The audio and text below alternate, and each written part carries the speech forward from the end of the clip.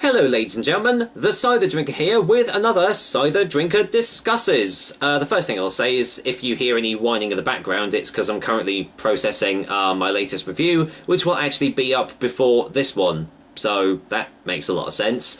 What's my tip of the choice? I always have a tip of the choice when I do these, and it's surprising, I never ever drink a cider doing these, but it's really strange. I've currently got a Nightmare. I can't remember what the company's name is, which is really bad. It's a Yorkshire-based company, a lovely, lovely little stout. Well, I've nearly finished it, as you can see. If you like your stouts, it's great, you know, pretty standard stuff, but, you know, it gets the job done.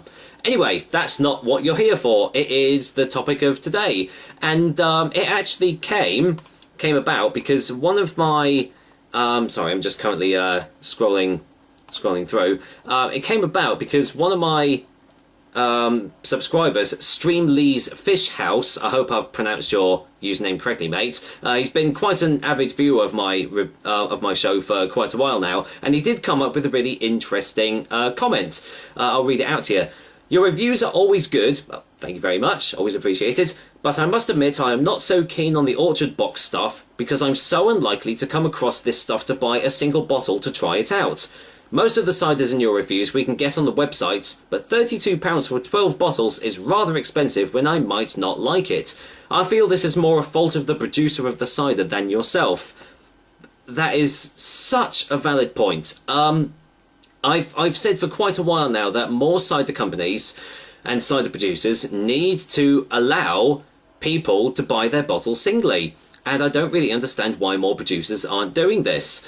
I know some of them do, but most of the companies that I've tried from Orchard Box, I look in their website and they literally only have boxes of 12 of their ciders. And as a Streamleazefishhouse said, you know, I mean, this was on my Franklin's Gasper, and yeah, a box of 12 ciders is £32.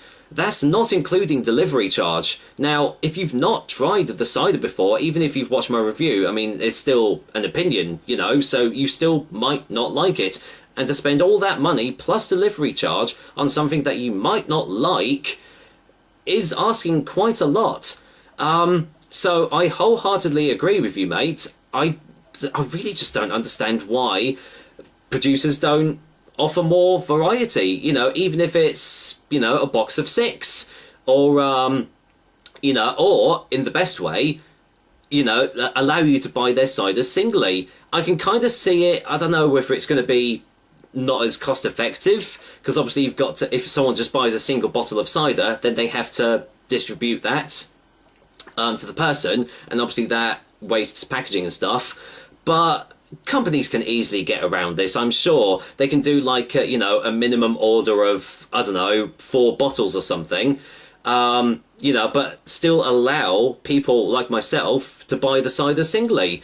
Yeah, I just completely agree with Streamleazefishhouse because it is such a shame, because pretty much all the ciders that I've tried from Orchard Box have been really, really good quality, excellent stuff, which you would expect from a cider subscription service.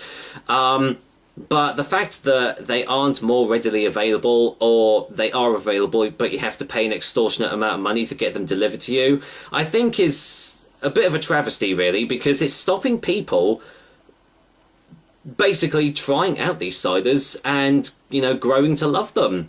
And I do feel that some cider producers aren't doing themselves any favours by not allowing, you know, people, again, like myself, to, you know, buy the bottle singly, or like, you know, cases of 6, or something more than just a case of 12, especially if you've not tried it before. I mean, it's happened to me as well. I've seen the cider and I've thought, that looks really nice, but I really don't want to spend that much money on a drink that I might not like, and then I have to either get rid of the ciders or give them to someone else. So, yeah, I mean, as I've already said, I wholeheartedly agree. I just wish producers would do that more often. I know some mainstream companies do it. I know Thatcher's, you can buy them in single bottles. At least you could on the last time I checked the website, which was quite a while ago. But even then, some mainstream companies don't give you that option either.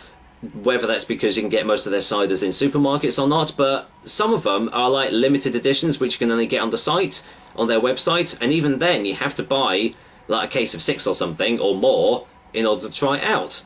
So yeah, I mean, cider producers, any of you guys, if you're watching this video, I would love to hear your opinion on it. Is there a reason that you don't allow for a lower case size? Is it not as cost effective? Do you feel that you know, you have to charge that much? You know, it'd be great to hear your views, and it'd also be great to hear what you guys think as well, my viewers. It'd be great to hear what you think of it. Do you agree? Do you disagree? Are you quite happy with the way that cider producers, you know, distribute their ciders and put them on websites and stuff? So, you know, it'd be really great to hear your views. As always, leave comments. I'll try and reply as much as possible, but obviously with YouTube's comment system, sometimes they go under the wire and I don't really see them, but if I see them, I will obviously reply to them as best as I can. So yeah, that's another episode of the Cider Drinker Discusses. I look forward to hearing your replies on this issue, and well, I'll see you for another Cider Drinker review very, very soon. Take care, guys. Until next time.